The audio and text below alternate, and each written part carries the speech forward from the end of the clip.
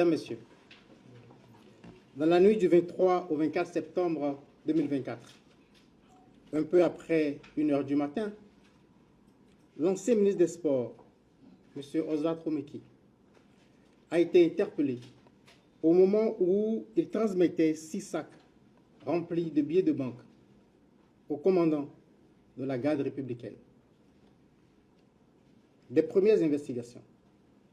Il apparaît que le commandant de la garde républicaine, ayant en charge la sécurité du chef de l'État, a été entrepris par le ministre Oswald Romeki pour son propre compte et pour le compte de M. Olivier Bokor, à l'effet d'opérer par la force un coup d'État dans la journée du 27 septembre 2024.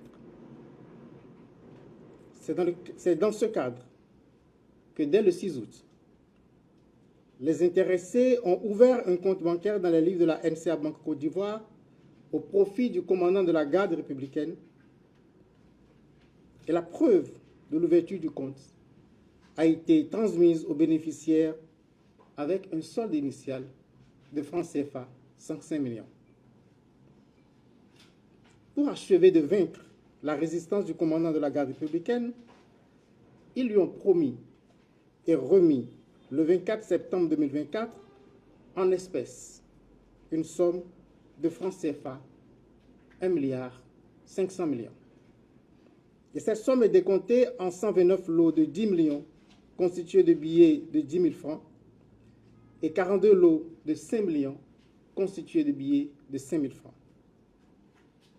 Cette somme qui aurait été mobilisée par M. Olivier Bokor a été chargée dans un véhicule de type 4x4 de marque Toyota Prado appartenant à M.